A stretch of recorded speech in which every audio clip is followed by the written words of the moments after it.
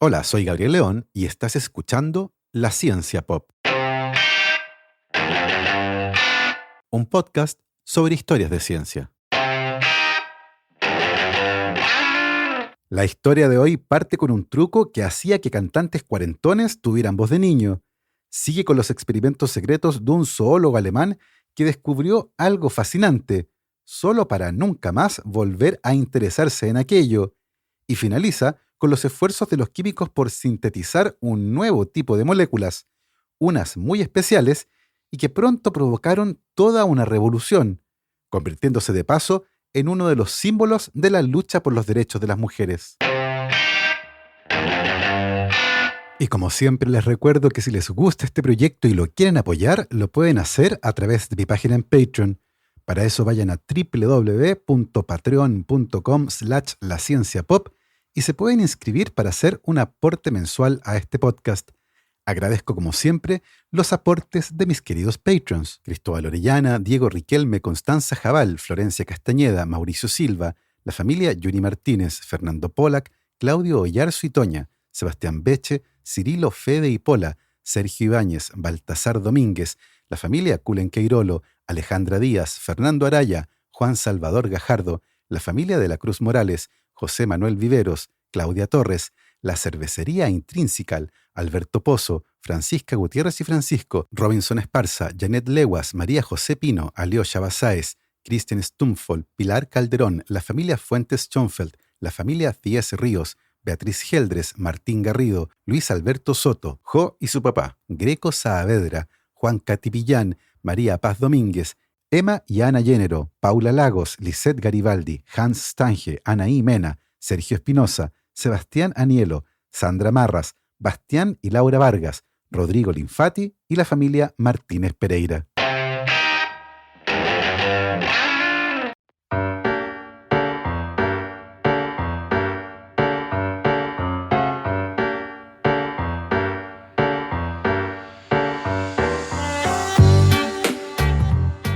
Desde hace algunos años, varios parques y centros de recreación en ciudades de Estados Unidos como Filadelfia están equipados con unos parlantes muy discretos, conocidos como el mosquito, y que durante toda la noche emiten un sonido muy desagradable de manera continua, como un mosquito. Lo interesante de esto es que ese sonido, de muy alta frecuencia, solo puede ser percibido por los menores de 25 años. Quienes somos mayores no podemos escucharlo, básicamente porque nuestros oídos han perdido la capacidad de escuchar las frecuencias más altas, fenómeno conocido como presbiacusia y definida como la pérdida progresiva de la capacidad auditiva producida por el envejecimiento y que en humanos usualmente comienza a los 18 años. El parlante mosquito ha sido instalado en plazas y parques para evitar que los jóvenes se junten de noche a beber alcohol, drogarse o cometer actos vandálicos. Aunque claro, el sistema no puede diferenciar entre un joven con ganas de rayar con pintura un muro de otro que salió a pasear y tomar aire fresco. El asunto ciertamente es polémico y el mosquito ha sido clasificado por algunos como un arma sónica discriminatoria. No solo eso, evidentemente no todo el mundo sobre 25 años es inmune a sus efectos y muchos residentes adultos que viven cerca de los parques equipados con el sistema se han quejado de que el molesto sonido, que tiene una frecuencia de 17.400 Hz, no los deja dormir y les provoca jaquecas. Por si tienen curiosidad, aquí les dejo una muestra de 10 segundos de ese sonido. Si no lo pueden oír, ya no son tan jóvenes como pensaban.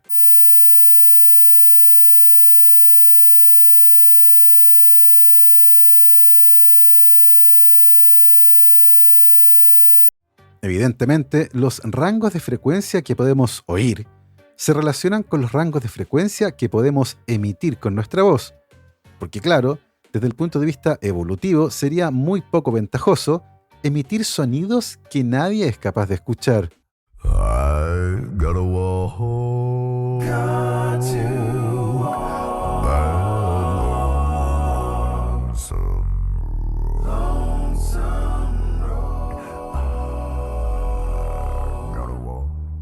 La voz que están escuchando es la de Tim Storms, un cantante que tiene el récord Guinness del registro más bajo de un vocalista, y que logró emitir una nota de 0,189 Hz.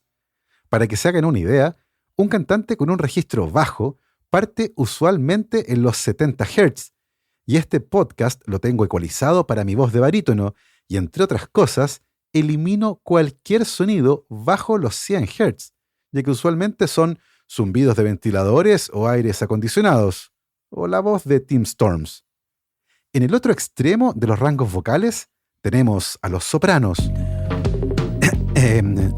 No a la serie de televisión, sino que al registro vocal que va entre los 250 y 1100 Hz, un rango de frecuencia que usualmente poseen las mujeres y los niños preadolescentes.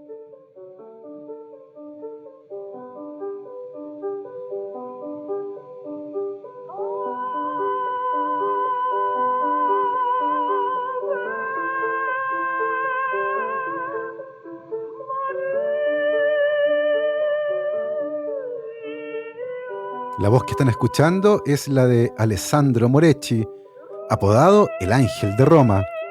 La grabación se hizo el año 1904, cuando Moretti tenía 46 años, y esa era su voz natural. ¿Cómo llegó a tener una voz así? Bueno, con un truco que también puede hacer que los hombres sean más altos, vivan más, eviten la calvicie y sean ricos y famosos. El problema es que se trata de un truco radical. Moretti podía cantar así porque era un castrati. El Ángel de Roma le debía todo lo bueno y malo de su vida al hecho de haber sido castrado cuando era niño.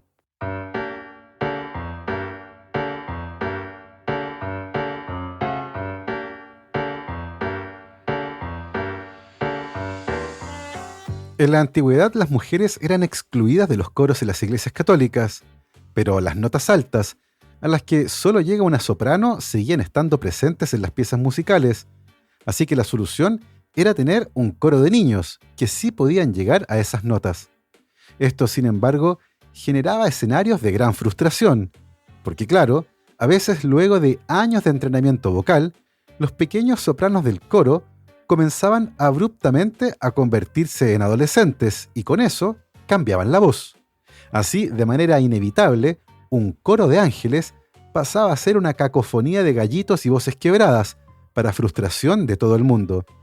La solución, bastante radical por cierto, fue hacer que la adolescencia nunca llegara a los pequeños cantantes, castrándolos cuando todavía eran niños. La castración de niños para prevenir su pubertad es una práctica muy antigua, y los primeros registros son de hace unos 4000 años. Los eunucos, como se les conoce popularmente, tenían importantes funciones y formaban parte de las cortes reales, llegando a tener una gran influencia en los gobernantes, ya que eran de las pocas personas que podían acceder a los aposentos reales, porque claro, no presentaban el riesgo de iniciar por su cuenta una línea alternativa al trono. Sin embargo, la castración de niños derivaba de una práctica aún más antigua, que es la de castrar animales domésticos para hacerlos más dóciles. Un toro castrado, por ejemplo, no solo es mucho menos agresivo, sino que además su carne es más suave, por lo que el animal tiene otro valor. Lo mismo pasaba con los gallos. Una vez castrados son más dóciles y su carne se convierte en un producto valioso y preciado. Los efectos de la castración de los animales macho fueron durante mucho tiempo un completo misterio, y no estaba del todo claro cómo era posible que la remoción de los testículos afectara tanto a los animales de granja y también a los eunucos, los que, además de la voz tipo soprano, no desarrollaban ninguno de los signos evidentes de la madurez sexual masculina. ¿De qué manera misteriosa los testículos estaban controlando ese proceso? Durante mucho tiempo se pensó que los nervios que estaban conectados a los testículos eran los responsables de transmitir algún tipo de estímulo misterioso que regulaba los procesos relacionados con la pubertad. Pero recién comenzamos a entender un poco la naturaleza de este proceso a mediados del siglo XIX. A principios del año 1848, el fisiólogo y zoólogo alemán Arnold Adolf Berthold, profesor de la Universidad de Göttingen, hizo un experimento secreto. O al menos suponemos que era secreto y que por alguna razón no quería que nadie se enterara de lo que estaba haciendo, ya que lo realizó en un laboratorio que improvisó en su casa. Ahí Berthold castró 4 gallos Y luego hizo algo notable. A 2 de los gallos castrados les hizo una cirugía, les abrió la cavidad abdominal y les dejó dentro uno de los testículos que había removido. No lo suturó ni lo unió a nada. Sencillamente lo dejó en el abdomen, como quien deja un calcetín dentro de un cajón y luego lo cierra. Después de eso, Berthold se dedicó a observar. Los 2 gallos castrados se convirtieron en aves dóciles, gordas y perezosas, tal como lo esperaba. Pero, por otro lado, los gallos castrados, en los que había dejado un testículo en el abdomen, se convirtieron en aves agresivas, de crestas rojas, y que como demonios montaban a todas las gallinas que se les cruzaban por delante. Berthold sacrificó a estos gallos y al mirar en sus abdómenes, descubrió que los testículos, de alguna forma, se habían reconectado al sistema circulatorio, pero sin evidencia de conexiones nerviosas. El fisiólogo alemán concluyó entonces que los testículos ejercían su función liberando algún tipo de sustancia que viajaba por la sangre, generando sus efectos sobre el cuerpo de los animales.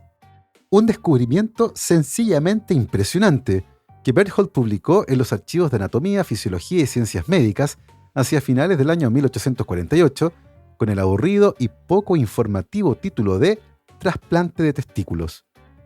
Tal vez lo más sorprendente de esta historia es que durante los siguientes 12 años, Berthold siguió trabajando en fisiología experimental, pero ninguno de sus trabajos posteriores tiene que ver con la naturaleza de este fenómeno y su sorprendente descubrimiento de la acción de lo que hoy conocemos como hormonas. Es realmente incomprensible. Es como si al volver de su primer viaje por América, Cristóbal Colón hubiera pasado el resto de su vida explorando las calles de la periferia de Huelva. Un experimento similar al de Berthold tuvo lugar 70 años después, cuando en 1919 el fisiólogo austriaco Ludwig Haberland implantó bajo la piel de una coneja un órgano secretor de otra coneja preñada, llamado cuerpo lúteo.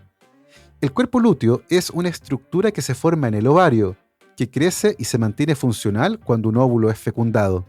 El cuerpo lúteo se mantiene funcional durante el primer trimestre del embarazo, y de hecho se sabía que era importante para mantener un embarazo.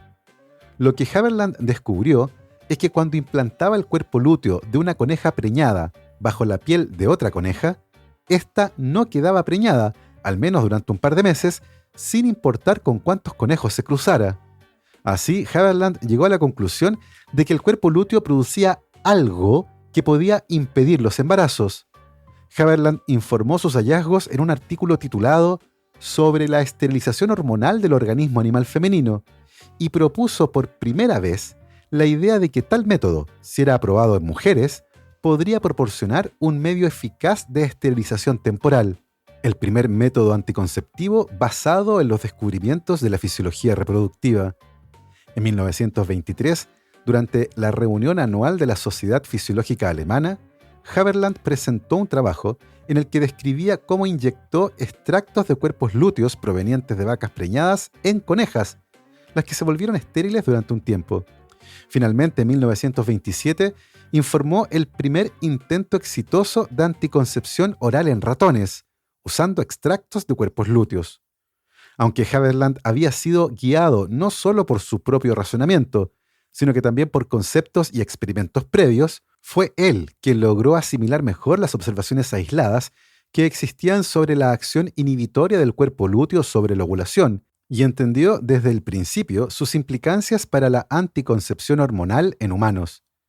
Si bien el objetivo de muchas de las investigaciones realizadas antes y durante el tiempo de Haberland tenían como objetivo comprender mejor la fisiología reproductiva, el objetivo de Haberland era conseguir la esterilización hormonal y transitoria de las mujeres. Así, su trabajo debe ser considerado como el precursor directo de los métodos de control de la natalidad utilizando hormonas, aunque él no logró identificar a la molécula responsable del efecto. En paralelo al trabajo de Haberland, los químicos en Europa se lanzaron a purificar y caracterizar a esta nueva familia de hormonas que eran producidas por óvulos y testículos, las que tenían ciertas características estructurales comunes y que serían conocidas como hormonas esteroidales. En mayo de 1933, varios grupos de científicos consiguieron de manera casi simultánea purificar la primera hormona esteroidal desde cuerpos lúteos, la que fue bautizada por cada grupo de investigación con un nombre diferente. Más tarde, durante un almuerzo en el que participaron varios científicos que habían logrado aislarla, se llegó al acuerdo de llamar a esa hormona como progesterona. En paralelo, el químico alemán Adolf Butenandt logró aislar otra hormona esteroidal de la familia de los estrógenos a partir de miles de litros de orina. Posteriormente, el mismo científico logró purificar por su cuenta la progesterona y la testosterona. La obtención de progesterona por esa época, que era la producida por el cuerpo lúteo y que tenía un efecto esterilizante, era extremadamente compleja y el producto resultante prohibitivamente costoso. Por ejemplo, partiendo de una tonelada de cerebro y médula espinal de vaca, se obtenían 9 kilogramos de colesterol, a partir del que era posible obtener cantidades comerciales de progesterona, a $1.000 el gramo. El descubrimiento y caracterización de las hormonas esteroidales ciertamente se vio fuertemente estimulado por el uso que algunas de ellas podían tener como sistemas de control de la natalidad, pero los costos de purificación o síntesis eran gigantescos y hacían lejano el sueño de poder obtener cantidades adecuadas de estas hormonas a un precio razonable. A la vuelta de esta pausa, les voy a contar cómo la historia de una activista de los derechos de las mujeres se cruzó con el trabajo de científicos que intentaban generar un método anticonceptivo hormonal femenino eficaz, y las razones de por qué, en pleno 2022, todavía no existe un método similar aprobado para los hombres, a pesar de que la primera droga anticonceptiva masculina efectiva data de la década de 1960. La economía colaborativa está cambiando el mundo. Pronto descubrirás en Chile una nueva forma de comprar con tu comunidad y reducir el precio y la huella de carbono de tus productos preferidos.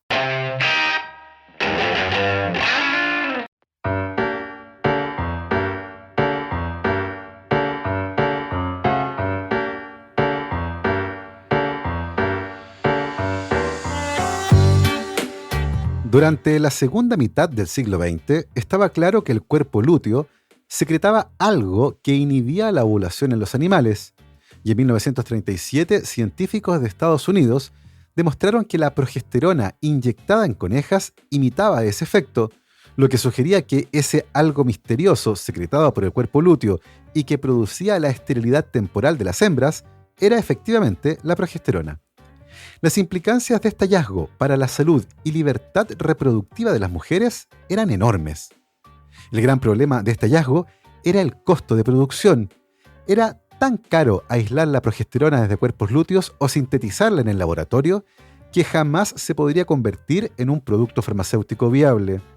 Afortunadamente, en 1938, el químico Russell Marker, entonces profesor de química en el Pennsylvania State College, conocido ahora como la Universidad de Pensilvania, propuso que un esteroide de origen vegetal, llamado zarzasapogenina y aislado de la zarzaparrilla, podía ser un buen precursor químico para la síntesis de progesterona, algo que de hecho demostró en el laboratorio. Sin embargo, debido al alto costo de la zarzasapogenina y el gran gasto involucrado en las reacciones químicas necesarias para utilizarla, Marker comenzó una búsqueda para encontrar un esteroide vegetal de la misma familia y que se pareciera a la progesterona y que además fuera más barato.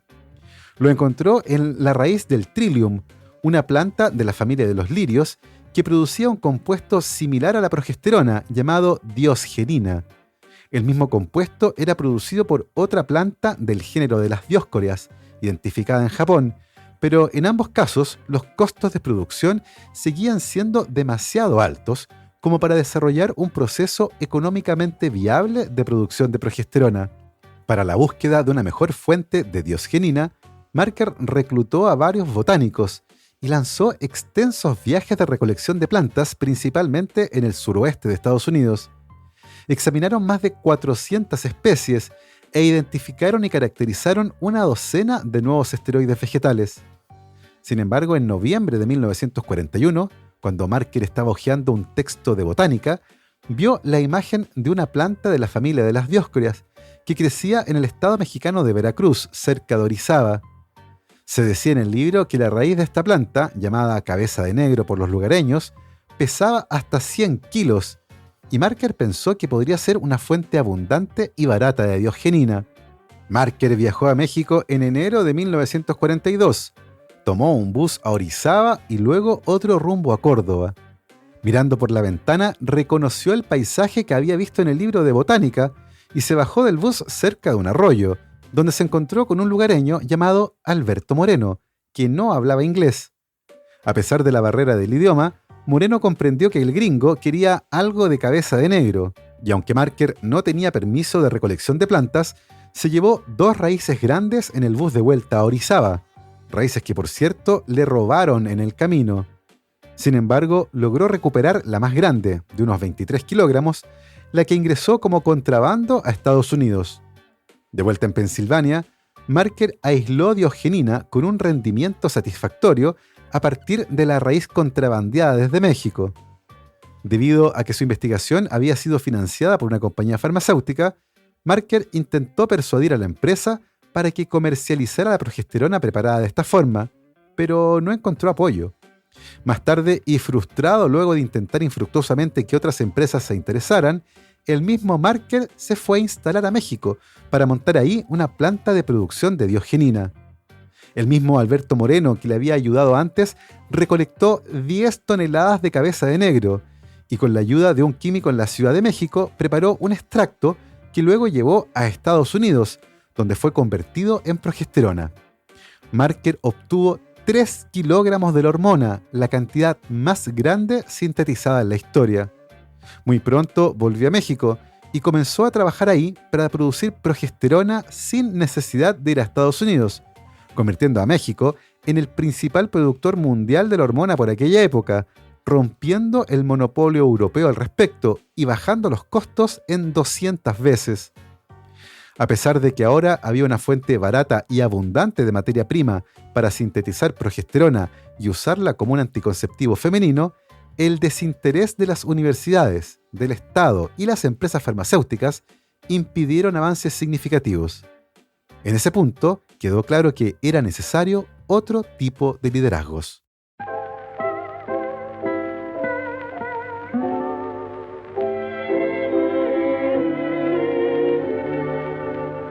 This old world was just as sad a place for me as could be.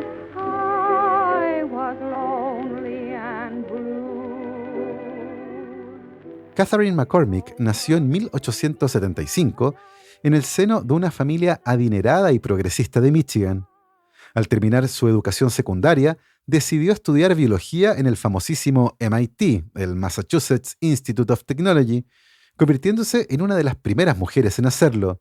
Mientras estaba ahí, se desarrolló su faceta de luchadora por los derechos de las mujeres. Por esa época, el MIT exigía que las mujeres usaran sombreros adornados con plumas, algo que McCormick consideró no solo ofensivo, sino que además peligroso, teniendo en cuenta el trabajo en los laboratorios. El MIT accedió a eliminar la exigencia de sombreros, y muy pronto McCormick se involucró en la lucha por la equidad de género, que por esa época tenía al derecho al voto como uno de sus principales ejes. McCormick se convirtió en una de las activistas más reconocidas de esta causa, y en la década de 1920 se interesó por los derechos reproductivos de las mujeres y las herramientas de control de la natalidad, que podían permitir decidir de mejor manera cuándo querían ser madres y tener así un mejor control de sus vidas. Por aquella época en Estados Unidos, los dispositivos de control de la natalidad, como los diafragmas, eran ilegales, y McCormick viajó a Europa y, haciéndose pasar por una ciudadana inglesa, compró miles de diafragmas, los que ingresó de contrabando a Estados Unidos, cosiéndolos a la ropa que traían sus maletas y haciéndolos pasar por extravagancias de la moda europea. En 1952, McCormick conoció el trabajo de 2 científicos que estaban promoviendo el uso de un método anticonceptivo basado en progesterona y otras hormonas, pero que no había avanzado por falta de fondos e interés. McCormick había enviudado hace poco y había heredado una pequeña fortuna, la que empleó en parte para financiar el trabajo de Gregory Goodwin Pincus y Min Chue Chang, investigadores que habían confirmado que la progesterona era un potente inhibidor de la ovulación. Los aportes de McCormick permitieron el avance de estas investigaciones y muy pronto habían conseguido formular un preparado de 2 análogos del estrógeno y la progesterona, pero que a diferencia de estos, podían ser tomados por vía oral y ejercer un efecto inhibitorio de la ovulación en dosis bajas. El medicamento, conocido como Enovid, fue probado en humanos en ensayos clínicos realizados en Estados Unidos, Puerto Rico, México y Haití. Los resultados eran prometedores, pero claro, no para un anticonceptivo femenino. Por aquella época, ese tipo de tratamientos era ilegal, por lo que cuando se solicitó la aprobación del Enovid a la FDA, se le presentó como un tratamiento para evitar los desórdenes menstruales. Con ese uso, el Enovid fue aprobado por la FDA el 10 de junio de 1957, aunque más tarde, el 23 de junio de 1960, la FDA autorizó su uso como anticonceptivo, pero solo era posible prescribirlo a mujeres casadas, debido a las leyes que castigaban los crímenes contra la castidad. Esto recién cambió en 1970, cuando un fallo de la Corte Suprema estableció que las personas solteras tenían derecho a acceder a tratamientos anticonceptivos con la misma base que lo hacían las mujeres casadas, legalizando de facto el sexo prematrimonial en Estados Unidos. Vaya época. A pesar del éxito de los ensayos clínicos, en 1961 se reportó el primer caso de embolia pulmonar por un coágulo en una mujer que tomaba Enovid. Más tarde, y luego de que millones de mujeres comenzaran a tomar este medicamento, los estudios epidemiológicos establecieron de manera concluyente que el Enovid aumenta el riesgo de trombosis venosa y también de sufrir un accidente cerebrovascular o infarto al corazón si además la mujer fuma o tiene la presión alta. Sin embargo, el riesgo equivalente de sufrir una trombosis venosa en una mujer embarazada es mucho mayor que el riesgo equivalente en una mujer que toma anticonceptivos. Por otro lado, el parto también es riesgoso y una mujer que no se embaraza no está sometida a este riesgo. De esta forma, si bien es cierto que la píldora anticonceptiva aumenta el riesgo de trombosis y otras condiciones, ese riesgo es menor que el que enfrenta una mujer embarazada. Dicho de otro modo, tomar la píldora anticonceptiva es más seguro que estar embarazada. La búsqueda de un sistema de control de la natalidad que les permite a las mujeres tomar el control de sus vidas y de su libertad reproductiva ha sido fundamental para entender las grandes transformaciones sociales de las últimas décadas. Sin embargo, para muchos todavía es un completo misterio que en pleno siglo XXI no exista un sistema similar para hombres.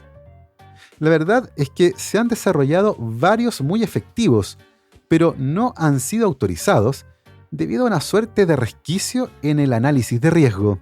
De hecho, el primer anticonceptivo masculino efectivo fue desarrollado a fines de la década de 1950, cuando investigadores en Estados Unidos estaban probando un nuevo agente antiparasitario en ratones. En medio del ensayo comenzó a pasar algo muy extraño. Los ratones dejaron de tener crías. Lo inusual es que el problema típico es el opuesto. Los ratones se cruzan todo el tiempo y cuesta mantener controlada la población. Pero en este caso estaba pasando lo contrario y habían dejado de nacer ratones. Los investigadores tenían claro que esto no era producido por un eventual voto de castidad de los ratones, los que seguían cruzándose como de costumbre. Era como si de alguna manera hubiesen quedado estériles. Decidieron pausar el tratamiento con el antiparasitario y a las pocas semanas volvieron a nacer ratones. Las investigaciones posteriores demostraron que el antiparasitario era un potente inhibidor de la producción de espermatozoides. Ese uso era mucho más interesante que el de antiparasitario, y los investigadores decidieron entonces probar la droga, llamada WIN18446, como un anticonceptivo masculino, haciendo un ensayo clínico en una cárcel. El ensayo iba llegando a su primer año, y los internos que estaban tomando la droga mostraban un descenso gigantesco en el conteo de espermatozoides, lo que en la práctica los convirtió en estériles de manera momentánea. El estudio iba de maravillas, hasta que uno de los internos ingresó de contrabando una botella de whisky, y luego casi murió.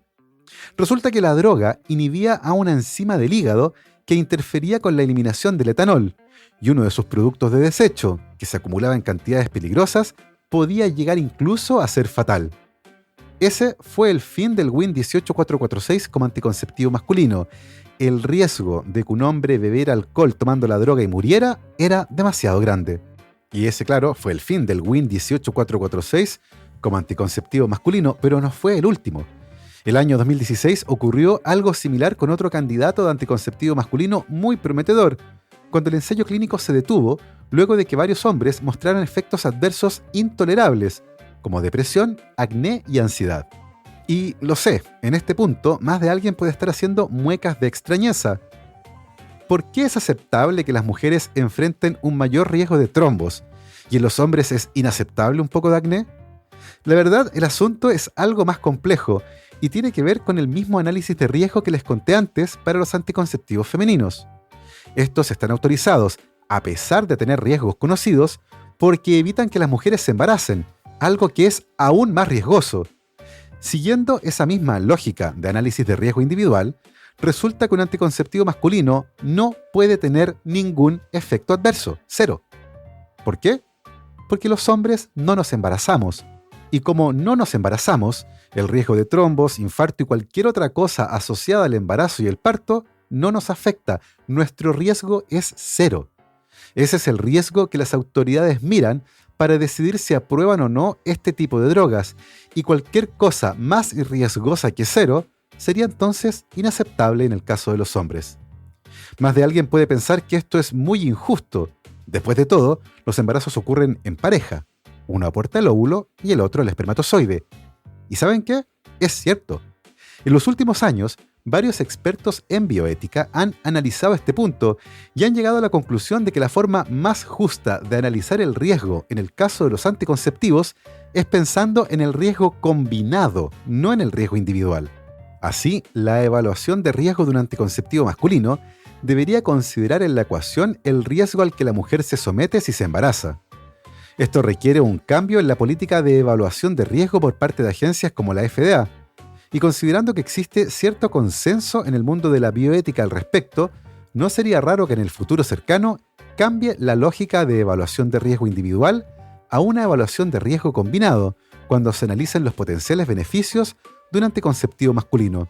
Por lo pronto, en marzo de este año, se presentaron los prometedores resultados de un anticonceptivo masculino que bloqueaba en un 99% la producción de espermatozoides y que además actúa de manera específica en los testículos, por lo que se cree que muy probablemente tendrá escasos o nulos efectos adversos. Por ahora solo se ha probado en ratones, pero muy pronto comenzará el ensayo clínico en humanos, así que es muy posible que en un futuro cercano tengamos por fin un anticonceptivo masculino que sea efectivo y que considere en su evaluación de riesgo el riesgo combinado, no solo el riesgo individual. Así hemos llegado al final de este viaje. Espero que lo hayan disfrutado. Yo me despido como siempre saludando a mis queridos patrons: Cristian Oteiza, Andrés Altamirano, Sebastián Toledo, Alberto Montt y Laura, Claudia D'Alenson, Diego Molina, Germaína Araya, Pedro Maldonado, Sandra Galás, Ana Lucía Luna, Romina Mattioni, Simón Castillo Riedemann, Diego Socias, Luciano Cisterna, Ricardo Yáñez, Fernando Montenegro, Matías Van der Straten, Francisco Soto, la familia Flores Noguer, Manuel Morales, Daniela Allendez, Fernando Rode, la familia Helfman von de Sauer, Giuseppe Carufo, David Pelao Pérez, Sebastián Umaña, Eugenio Grasset, Carolina Valle, Berurín Illeco, Michelle Baró, Cristóbal Moene, la familia Serpa Rebolledo, Juan Berlinger, Pablo y Milesita Villalobos, José Tanús, Rosario Calderón, Pedro Castillo, Michael Cavalar, Adrián Cataldo, Rafaela Hidalgo, el EC Podcast, Keiichi Minamoto, José Luis Ulloa, Amanda Larraín y Marcela Martínez. Nosotros nos volvemos a escuchar la próxima semana. Que esté muy bien, cuídense mucho, lávense las manos y por supuesto, que la ciencia los acompañe.